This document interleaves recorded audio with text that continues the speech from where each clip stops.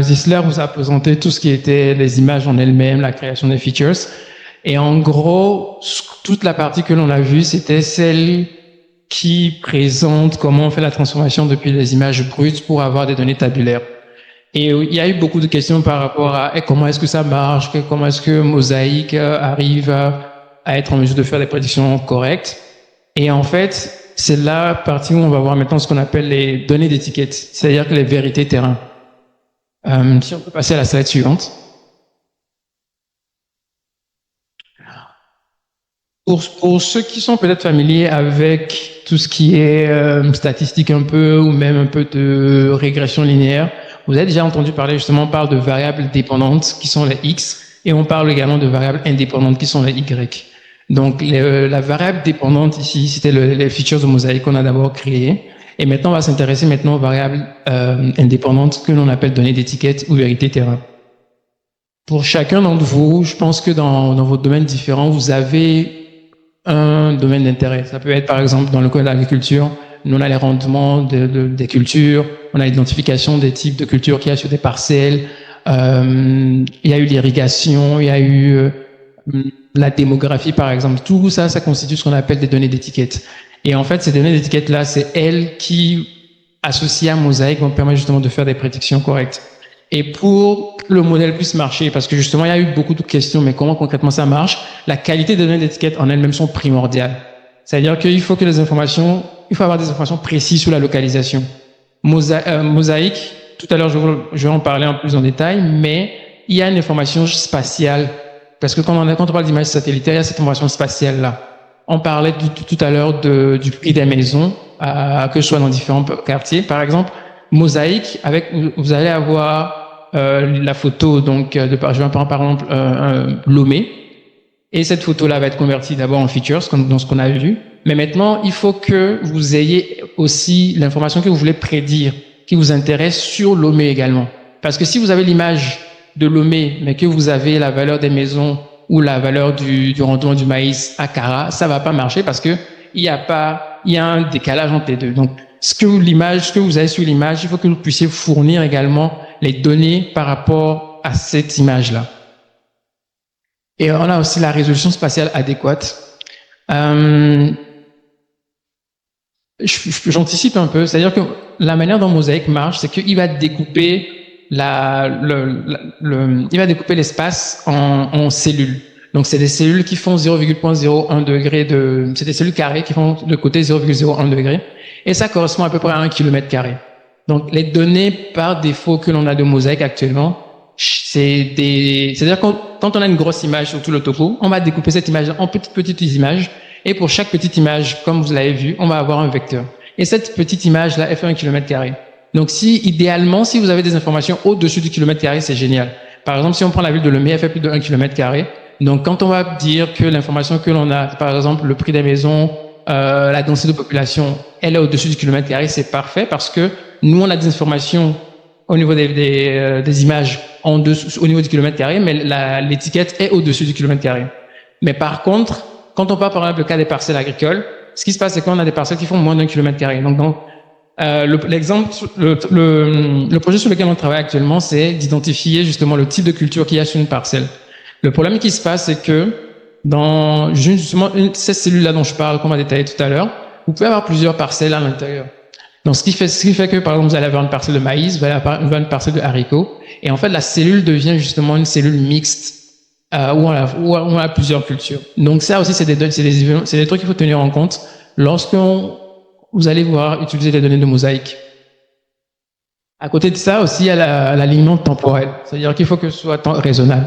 Je reprends toujours mon exemple. Prenons par exemple les cultures. Les cultures, si moi j'ai les images de 2020, mais que quelqu'un me donne les rendements de 2021 et que je veux faire un modèle là-dessus, il y a un problème. Parce que ce que je suis en train de voir, c'est pas ce que je prédis. Donc, il faut s'assurer que les images que l'on a correspondent à la même date que les données d'étiquette que l'on a. Et enfin, ça on en a déjà parlé, c'est le lien observable avec les caractéristiques. Si vous voulez que Mosaic marche bien, il faut que les données que vous le produisez, ce soit quelque chose qui soit visible à l'œil nu. Parce que actuellement, la question a été déjà posée par exemple à la fertilité des sols, c'est des données visibles.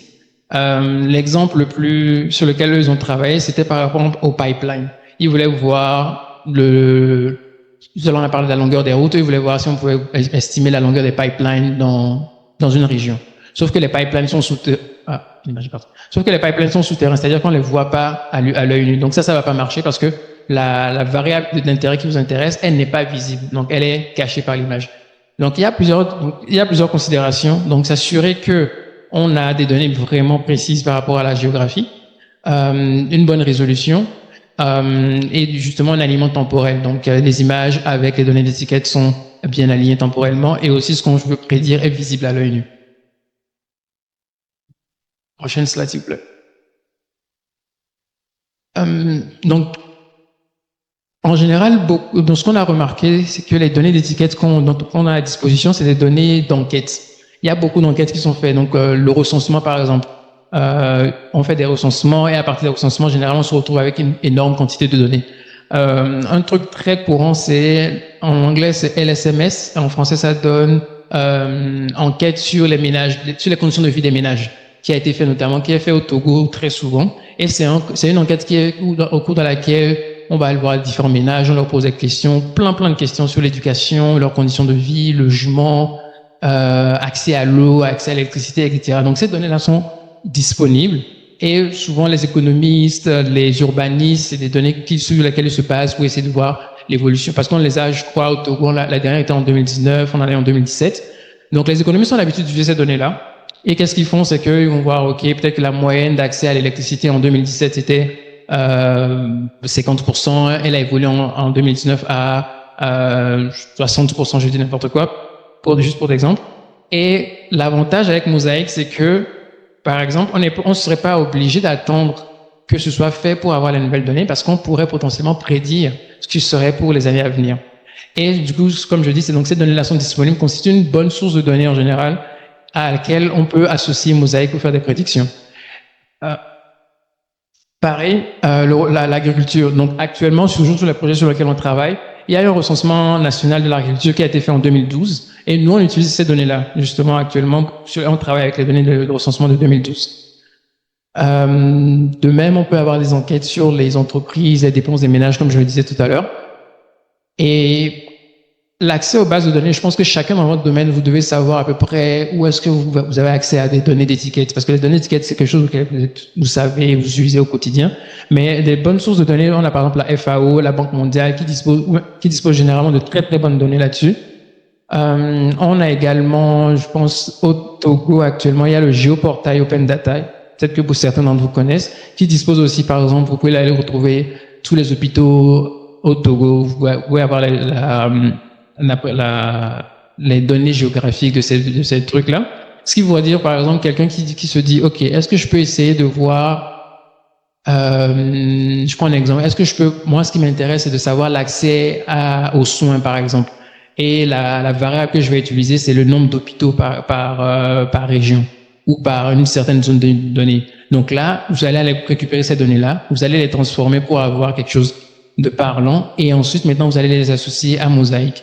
Et ce qui peut se passer, c'est que normalement, peut-être qu'un hôpital, il a une certaine forme, par exemple. Et donc, l'année prochaine, mais s'il y a de nouveaux hôpitaux, peut-être que le modèle de Mosaic pourra maintenant justement identifier les nouveaux hôpitaux et puis mettre à jour ces données-là. C'est-à-dire qu'on pourra dire, en 2026, l'accès aux hôpitaux a augmenté parce qu'il y a une création d'hôpitaux, par exemple.